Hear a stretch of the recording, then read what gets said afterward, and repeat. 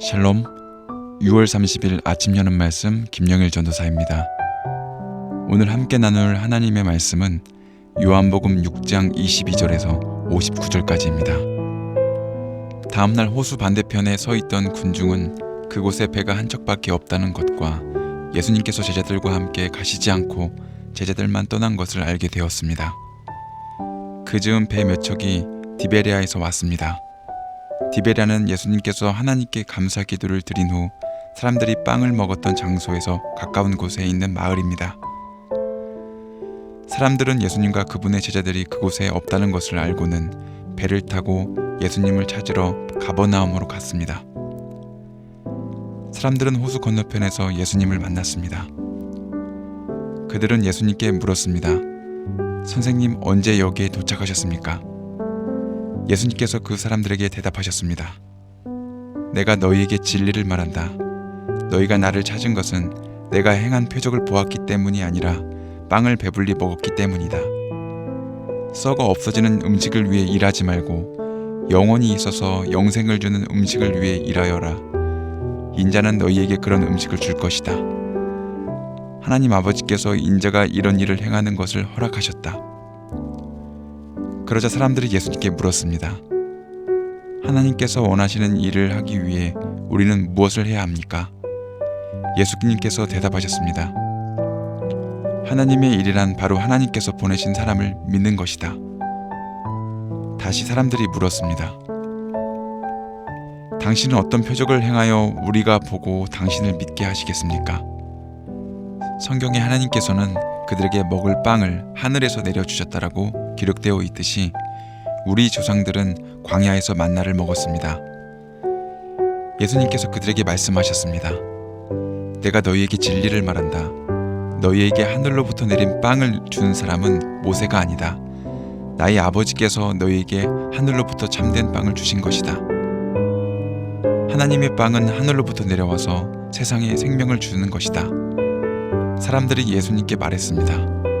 선생님, 이 빵을 우리에게 항상 주십시오. 그때 예수님께서 그들에게 선언하셨습니다. 나는 생명의 빵이다. 내게 오는 사람은 결단코 굶주리지 않을 것이며 나를 믿는 사람은 결코 목마르지 않을 것이다. 그러나 전에도 내가 너희에게 말했던 것처럼 너희는 나를 보고도 여전히 나를 믿지 않는다. 하나님께서 나에게 주신 사람은 다 내게로 올 것이며 내게로 오는 자를 나는 결단코 쫓아내지 않을 것이다. 나는 내 뜻을 이루기 위해서 하늘에서 내려온 것이 아니다. 나는 나를 보내신 분의 뜻을 행하기 위해 하늘에서 내려왔다. 나를 보내신 분의 뜻은 하나님께서 내게 주신 사람은 단 한 사람도 잃지 않고 마지막 날에 그를 부활시키는 것이다. 아들을 보고 믿는 사람은 누구나 다 영생을 얻는 것이 내 아버지의 뜻이기 때문이다. 나는 그를 마지막 날에 부활시킬 것이다. 유대인들은 예수님께서 나는 하늘에서 내려온 빵이다 라고 말씀했으므로 예수님에 대해 수군대기 시작했습니다. 그래서 그들은 자기들끼리 이런 말을 했습니다. 이 사람은 틀림없는 요셉의 아들 예수야. 우리가 그의 아버지와 어머니를 알고 있는데 어떻게 그가 나를 하늘에서 내려왔다고 말할 수 있지? 그러자 예수님께서 그들에게 대답하였습니다. 서로 수군대지 마라. 나를 보내신 아버지께서 이끌지 않으면 아무도 내게로 올 수가 없다. 나도 마지막 날에 그를 부활시킬 것이다. 예언자들의 책에 이런 글이 있다. 모든 사람이 하나님의 가르침을 받을 것이다. 아버지의 말씀을 듣고 아버지에게서 배우는 사람은 내게로 온다. 하나님으로부터 온 사람 외에는 아버지를 본 사람이 없다. 오직 하나님으로부터 온 그 사람만 아버지를 보았다. 내가 너희에게 진리를 말한다. 믿는 사람에게는 영생이 있다. 나는 생명의 빵이다. 너희의 조상들은 광야에서 만나를 먹었지만 죽었다. 하늘에서 내려오는 빵이 여기 있다. 누구든지 이 빵을 먹으면 결코 죽지 않을 것이다. 나는 하늘에서 내려온 생명을 주는 빵이다. 누구든지 이 빵을 먹으면 영원히 살 것이다. 내가 줄 빵은 나의 살이다. 내 살은 세상에 생명을 준다. 그러자 유대인들은 이 사람이 어떻게 자기 몸을 우리에게 먹으라고 줄 수 있겠는가라고 말하며 서로 다투기 시작했습니다. 예수님께서 그들에게 말씀하셨습니다. 내가 너희에게 진리를 말한다. 너희가 인자의 살을 먹지 않고 또 그의 피를 마시지 않으면 너희 속에 생명이 없다. 나의 살을 먹고 나의 피를 마시는 사람은 영생을 얻으며 나도 그 사람을 마지막 날에 부활시킬 것이다. 나의 살은 참된 음식이며 나의 피는 참된 음료다. 나의 살을 먹고 나의 피를 마시는 사람은 누구든지 내 안에 있고 나도 그 사람 안에 있다. 살아계신 아버지께서 나를 보내셨고 나 또한 아버지 때문에 살고 있는 것처럼 나를 먹는 그 사람은 나 때문에 살 것이다.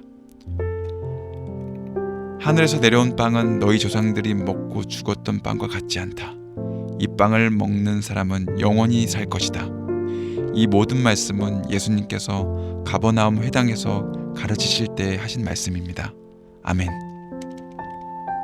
예수님과 제자들은 가버나움으로 먼저 향했고 다음날 오병이어를 경험한 사람들이 디베랴에서 배를 동원해서 예수님이 계신 곳으로 쫓아옵니다.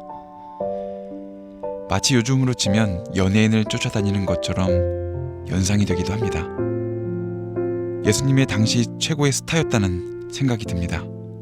26절에 예수님은 예수님을 뒤따라온 사람들을 향해 이렇게 비판하십니다. 너희가 나를 찾은 것은 표적을 본 까닭이 아니요 떡을 먹고 배부른 까닭이로다 라고 말씀하셨습니다. 오병이어 사건을 말씀하시는 것입니다. 예수님의 신성과 예수님은 참 메시아임을 알아보아야 하고 또한 이적을 통해 믿음이 들어가야 하는데 오히려 그들은 배부른 것에 떡과 물고기에 집중한 채 배를 타고 예수님을 쫓아온 것이었습니다. 이해는 갑니다. 요즘도 먹고 사는 문제를 넉넉하게 해결하는 일은 쉬운 일이 아닙니다. 2000년 전 당시에는 가장이라면 가족들 하루 먹을 것이 얼마나 걱정되었을까 짐작이 갑니다. 그런 그들에게 예수님께서 썩을 양식을 위하여 일하지 말고 영생하도록 있는 양식을 위하여 하라 말씀하시는 것입니다. 그때서야 예수님께 질문합니다. 어떻게 해야 하나님의 일을 하오리이까? 29절에 예수님께서 말씀하십니다. 하나님께서 보내신 일을 믿는 것이 하나님의 일이다. 그리고 예수님께서 또 이렇게 선포하십니다. 조상들이 광야에서 먹었던 하늘의 만나가 아닌 이제는 영원히 배고프지 않는 양식을 설명하는 것입니다. 예수님 자신이야말로 생명의 떡으로 예수님께 나아오는 자는 결코 줄이지 아니할 것과 예수님을 믿는 자는 영원히 목마르지 아니한다고 말씀하신 것입니다. 계속하여 예수님은 또다시 자신이 이 땅에 내려오신 이유를 설명합니다. 예수님께서는 자신의 뜻을 행하려 이 땅에 오신 것이 아닌 자신을 보내신 하나님의 뜻을 행하러 오셨음을 말씀하셨습니다. 39절 40절을 살펴보면 예수님께서 아들을 믿는 자마다 라는 뜻은 참된 신자는 자신의 구원을 상실하는 일은 결코 없음을 뜻합니다. 또한 2번이나 반복되는 단어가 있는데 마지막 날에 다시 살린다라는 것입니다. 부활신앙 메시지입니다. 믿는 자마다 영생을 얻을 것이며 예수님이 그들을 다시 살려 충만한 영생에 이르러 마지막 심판 때까지 계속해서 신자로 남아 예수님과 함께 왕노릇한다는 의미로 봅니다. 44절은 그 누구도 아버지께로 이끌지 아니하면 아무도 내게 올 수 없다고 말씀하셨습니다. 맞습니다. 우리는 하나님의 은혜, 헬퍼 되시는 성령님의 도움 없이는 믿음을 가질 수 없는 것입니다. 예수님께서는 이렇게 표현하십니다. 자신의 살을 먹지 아니하고 자신의 피를 마시지 아니하면 너희 속에 생명이 없다 말씀하신 것입니다. 살과 피는 이는 곧 이어질 예수님의 십자가 사건을 의미합니다. 예수님은 십자가에서 살을 찢기셨고 피를 땅에 쏟으셨습니다. 오늘 하루도 십자가 사건을 믿음으로 말미암아 영원한 생명이 저와 여러분에게 임하기를, 그래서 모든 문제가 해결되시기를 예수님의 이름으로 축복드립니다. 끝으로 58절은 예수님의 자신은 하늘에서 내려온 떡이며 과거 이스라엘 조상들이 광야에서 먹었던 만나를 먹어도 죽은 것과 같지 아니하며 자신을 믿는 자는 영원히 산다는 것을 반복적으로 말씀하셨습니다. 오늘 말씀은 떡, 살과 피 등으로 예수님은 자신을 양식에 비유하며 자신이 앞으로 겪을 사건, 공생의 마지막에 있을 십자가 사건을 제자들에게 암시하셨습니다. 인류의 죄를 대속하기 위한 희생으로 하나님의 사랑과 구원을 완성하신 예수님이 여러분 마음판에 새겨지는 하루 되시기를 축복드립니다. 기도하시겠습니다. 사랑과 은혜가 많으신 아버지 하나님, 참으로 감사합니다. 오늘 말씀을 통해서 우리가 오병이어를 기적했던 사람들이 예수님을 보지 못하고 오히려 떡과 물고기 먹고 사는 문제에만 집중한 채 주님을 보지 못함들이 우리들에게 있지 않게 하여 주셔서 주님의 믿음의 눈을 열어 주시옵소서.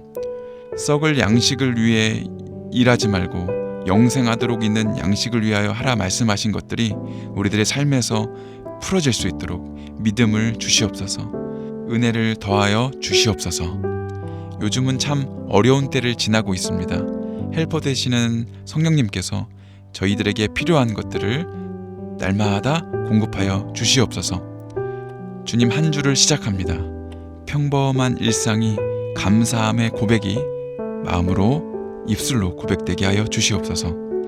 7월 1일 김경자 선생님의 무릎 수술이 잡혀 있습니다. 주님, 함께 하셔서 모든 과정 가운데 의사의 손이 아닌 하나님의 손으로 깨끗하게 나음받을 수 있는 시간이 되게 하여 주시옵소서. 모든 일정 가운데 주님이 동행하셔서 온전히 깨끗하게 치료받고 수술이 잘 될 수 있도록 함께 하셔서 저희들 다시 건강한 모습으로 기쁨으로 교제할 수 있는 시간들로 인도하여 주시옵소서. 오늘도 가족들을 위해 기도 올려드립니다. 어렵다 하는 때에 주님 재정으로 부족하지 않도록 채워주시고 건강 지켜주시고 만나는 사람마다 기쁨이 넘칠 수 있는 귀한 사람들로 붙여주시옵소서. 감사하며 사랑이 많으신 예수 그리스도의 이름으로 기도 올렸습니다. 아멘. 오늘 준비한 찬양은 천년이 두 번 지나도입니다. 모두 이 찬양과 함께 힘찬 하루 시작하시기 바랍니다.